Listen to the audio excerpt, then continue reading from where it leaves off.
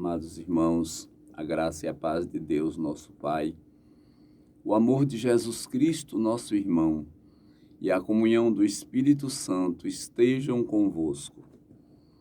Meus irmãos, a igreja nos propõe a leitura extraída do Evangelho de São Marcos, no capítulo 8, versículos de 14 a 21. Aconteceu que eles haviam esquecido de levar pães consigo. Na barca havia um único pão. Jesus advertiu-os: abriu os olhos e acautelai-vos do fermento dos fariseus e do fermento de Herodes. Eles comentavam entre si que era por não terem pão. Jesus percebeu e disse-lhes: por que discutis por não terdes pão? Ainda não tendes refletido nem compreendido? Tendes, pois, o coração insensível? Tendo olhos não vedes, e tendo ouvidos não ouvis? Não vos lembrais mais? Ao partir eu os 5 pães entre as 5.000, quantas cestas recolhestes? Cheios de pedaços, responderam-lhe 12. E quando eu reparti os 7 pães entre os 4.000 homens, quantos cestos de pedaços levantastes? 7, responderam. E Jesus disse-lhes: como é que ainda não entendeis? A paciência de Jesus para com seus discípulos era extraordinária, pois aqueles pobres homens rudes, chamados para uma missão tão especial, embora assim, no sentido pleno, tivessem uma veneração profunda pelo Mestre, as suas inteligências embotadas, ainda pela carnalidade, não lhes permitia transcender para alcançar efetivamente o significado da missão de Jesus. Chamados para cautelar-se contra o fermento de Herodes e dos fariseus, Jesus quer preveni-los contra exatamente as 3 coisas que mais interessam ao mundo: dinheiro, poder e fama.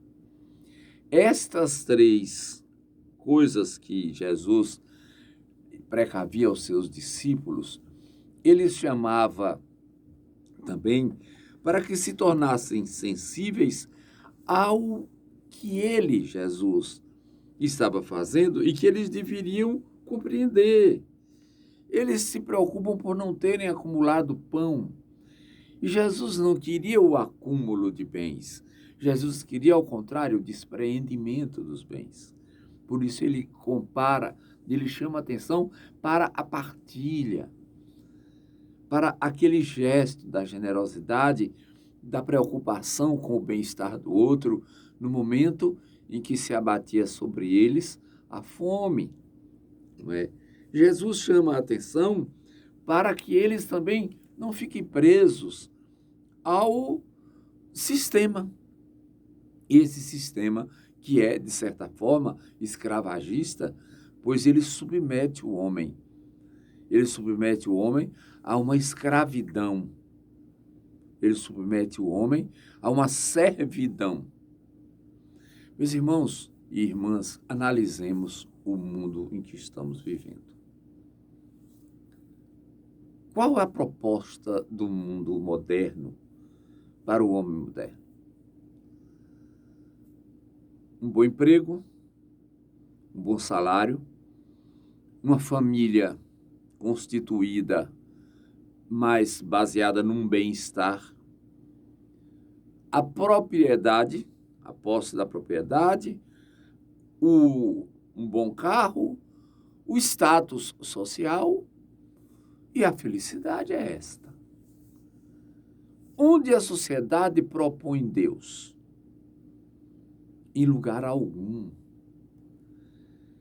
Na nossa sociedade do Brasil, por exemplo, desde os primórdios da República, que uma das atitudes da nova administração pública foi separar a religião do Estado, dizendo e afirmando que o Estado não tem religião.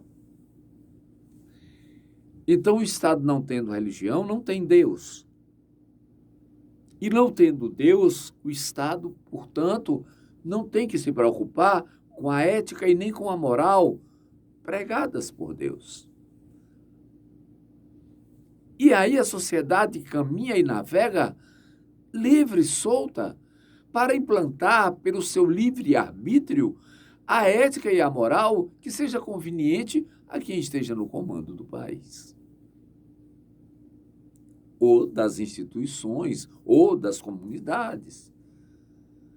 O que nós acompanhamos necessariamente é uma aberração.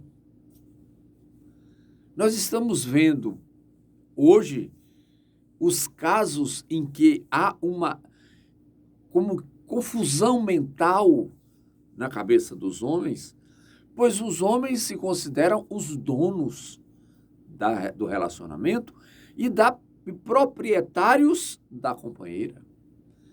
E por isso o grande número de crimes perpetrados contra as mulheres. Naturalmente que se atribui estes crimes a questões sociais, quando na realidade não. As questões sociais não nos empurram somente elas para o crime, não.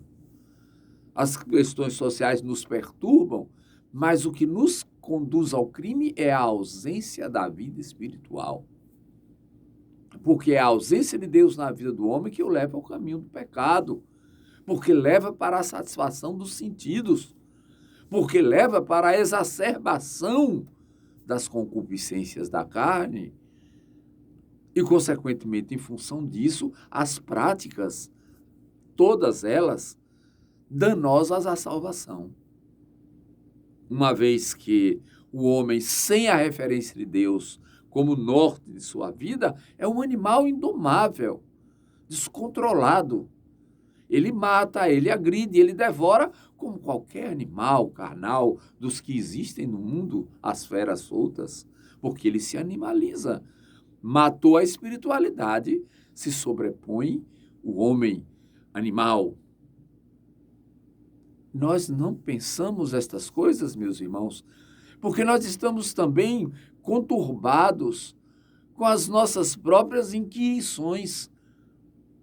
O que nos perturba são as perguntas que brotam de nossa mente em relação a tudo que está ao nosso redor e que nós não encontramos uma resposta satisfatória, porque esta resposta satisfatória só virá com a clarividência do Espírito Santo.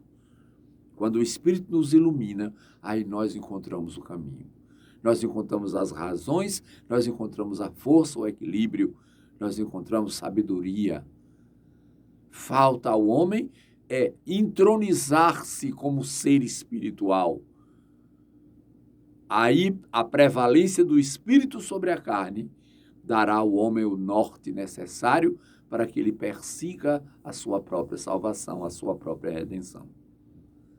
Aqueles pobres homens lá da barca que estavam preocupados porque não tinham pão, se esqueceram dos milagres da multiplicação porque estavam presos aos raciocínios estreitos daquele contexto, daquele tempo, da capacidade de cada um. Meus irmãos, nós precisamos reagir a isto. O mundo precisa do homem como o norteador da obra criada por Deus e entregue ao homem, tomai e dominai sobre a criação, complemente a obra criada, mas com o sentido de mais aperfeiçoamento, com o sentido criacionista, isto é, aquele sentido onde o homem é o parceiro de Deus na obra da criação. E não como o dominador, destruidor, vilipendiador da obra criada por Deus. E a terra chora e o mundo sofre e é preciso sentir a dor do reino de Deus. Então procuremos, de todas as formas, meus irmãos, encontrar a presença do Espírito dentro de nós, atrair para nós, pela fé, pela esperança e pela caridade, o aperfeiçoamento espiritual advindo do Espírito Santo, a fim de que sejamos testemunhas válidas do reino de Deus no meio dos homens e entendendo a proposta de Jesus Cristo, conforme o Evangelho nos propõe no dia de hoje. Desça sobre nós a bênção de Deus Todo-Poderoso, o Pai, o Filho e o Espírito Santo. Vamos em paz.